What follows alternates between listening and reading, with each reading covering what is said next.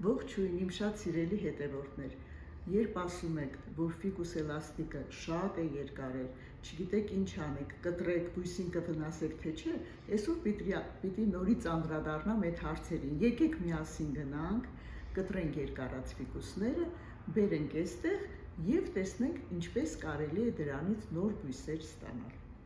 Դե ինչ սիրելի հետևորդներ, ախտահանեցինք մեր ուրեմն կտրիչը և անցնենք գործողության։ Զգուշությամբ, որպեսզի կաթը շատ չհոսի, կարծում եմ այս հատվածը լավ է, սրանից մենք մոտավորապես 4-5 կտրոն կարող ենք ստանալ, շեղությամբ կտրում ենք այսպես, տեսեք ինչքան կաթ է դուրս գալիս, անպայման վերքը պետք է մշակել դարձյալ ջրով կամ սպիրտով և հետո արդեն կավելացնենք ածուխի փոշի։ Ինչ վերաբերում է կտրոնին, ապա մնացած գործողությունները ցույց կտամ արդեն մեր աշխատավայրում։ Սրանք արդեն մեր կտրոններն են, մինչև վերեցի հասցրեցի կաթը մի քիչ չորացել է վրան, նախ դրա համար ազատվենք այդ հատվածից, նորից ախտահանելով կտրիչը, այսպես մի փոքր շեղությամբ կտրենք։ Հիմա տեսեք, երկու տարբերակ կա, մենք կարող ենք կտրոնները դնել ջրի մեջ արմատակալման համար, իհարկե օգտագործելով կորնևին,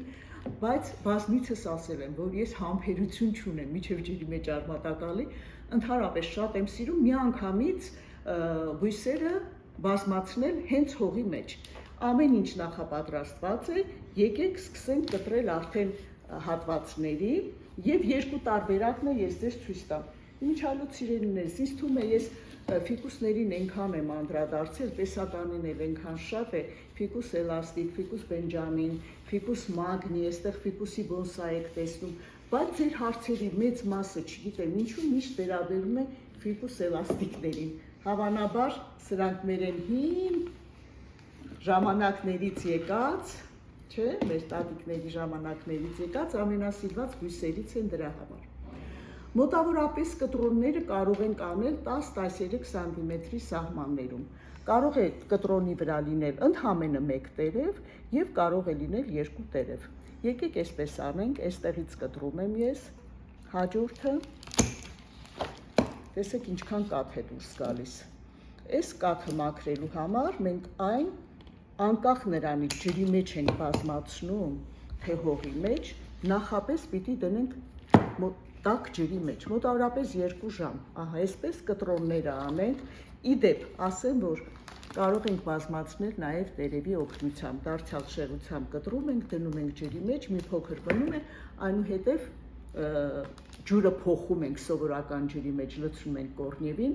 և թողնում ենք արմատակալման։ Ես այդ համբերությունը չունեմ, չգիտեմ։ Եթե կուզեք տերևներից, խնդրեմ, կարող եք նաև տերևներից բազմացնել։ Հաջորդ կտրոնը այսպես, էլի հեռացնում եմ տակի տերևը, ահա, և այսպես պիտի անեմ բոլոր կտրոնները, վերջի կտրոնը կարող ենք թողնել վրան 2 տերև, ես այսպես արել եմ և բազմացել եմ, միանգամից կդնեմ հողի մեջ, կթողնենք կտրոնները 2 ժամ, կվերադառնանք և կսկսենք արդեն տնկել փոքրիկ ծաղկամանների մեջ։ Սիրելիներս, տեսեք 2 ժամ արդեն անցել է, ինչքան կաթ է դուրս եկել, հիմա մեկ անգամ ևս կփոխենք արդեն ջուրը և կդնեմ այն կտրոնները, որոնք ուզում եմ ջրի մեջ աչեցնել, իսկ մնացածը արդեն կսկսենք տնկել։ Լցնում ենք արդեն մաքուր սենյակային ջերմաստիճանի ջուր, այսպես բավական է, նրա մեջ կլցնեմ մի փոքր կորնևին, արդեն մոտավորապես ես չափերը գիտեմ, չեմ կշռում մի գրամը 1 լիտրի համար, մի փոքր այսպես կարելի է լցնել, խառնել, ահա, այսպես։ Հիմա սկսենք կտրոններից, տեսեք, արդեն կաթը մաքրվել է, մեզ անհրաժեշտ է կտրոնի վերին մասը, այս, վերքը անպայման ծածկել ածուխի փոշիով, այսպես, իսկ ներքևի մասը ես միշտ թաթախում եմ կորնևինի մեջ, սա կտրենք, որ շատ ավելի հարմար լինի մեզ,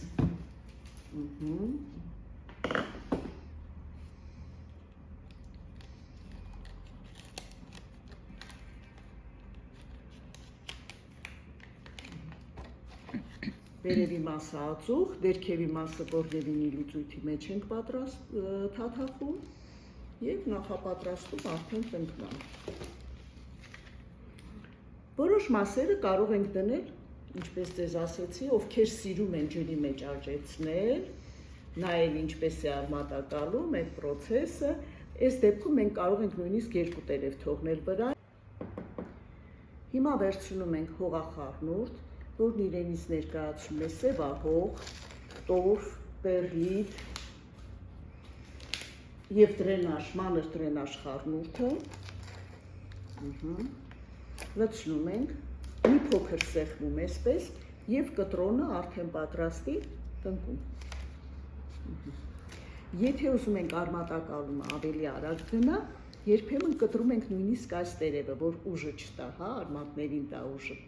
Տերևը կիսատ ենք անում, երեք այդ մասն է ցույց տամ, դուք արդեն կորոշեք ինչպես եք ուզում։ Եվ մնացած բոլորը ճիշտ նույն ձևով թաթախելով, այս գագաթային մասերն են 2 տերև եմ թողում, նորից այսպես անեմ, թաթախում ենք ածուխի փոշի մեջ և մի հատ էլ կորնևինի մեջ, այս վերին մասը արդեն,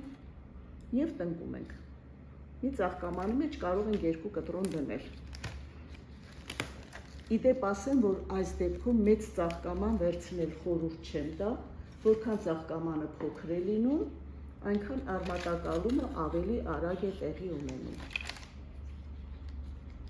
Իսկ ջրի մեջ ընդհանրապես արմատակալումը տևում է մոտավորապես 2 ամիս, հա, այդ որ ցույց եմ տալիս, կտրեցին, դրեցին, կորնևինը լցրեցին, 2 օր հետո շատ արմատներ եղավ, բան սիրելիներս, դա պարզապես մոնտաժի հետևանք է, ես ձեզ չեմ ուզում խաբել, և հողի մեջ, և ջրի մեջ մոտավորապես 2 ամիս արմատակալումը տևում է։